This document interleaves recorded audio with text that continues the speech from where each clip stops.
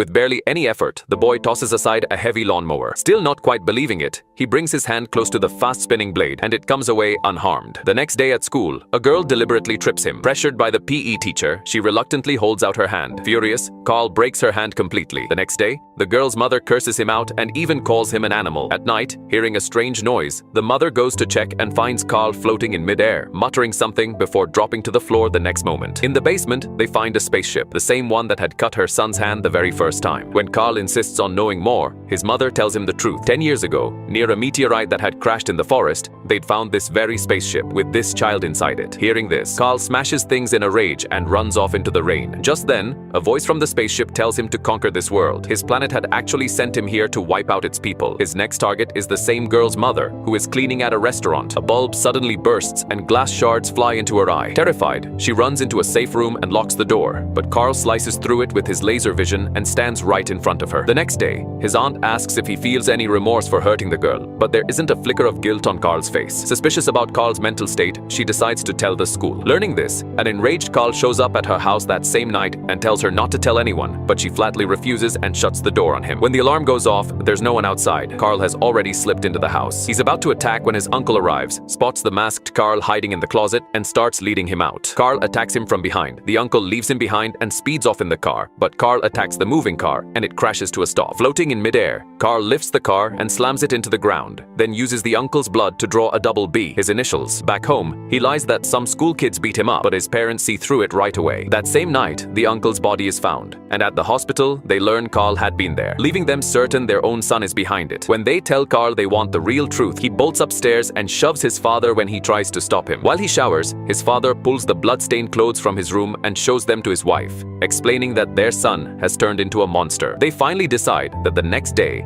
they'll take him into the forest on the pretext of camping and kill him themselves. The next day, they head into the forest as planned. Back home, the mother finds terrifying drawings in her son's books, Brandon destroying the world. In the forest, the father gets his chance and fires, but it has no effect. Carl vanishes and reappears standing right in front of them. The father begs for forgiveness again and again, but Carl still shoots laser beams from his eyes and kills him. Carl calls his mother, tells her to come home, and smashes the phone. Panicked, she hides under a table and calls the police, but the moment they arrive, Brandon attacks every officer and, spotting a policewoman who had run inside, kills her through the window. Hiding under the bed, the mother watches Carl's feet float in midair and clamps a hand over her mouth. When the back door gives way, she jumps out the window and falls. Something clicks in her memory, and gathering her courage, she picks up a piece of the spaceship from the barn and calls out to Brandon. When he comes close, she hugs him, but the moment she gets a chance to strike, Brandon catches her hand.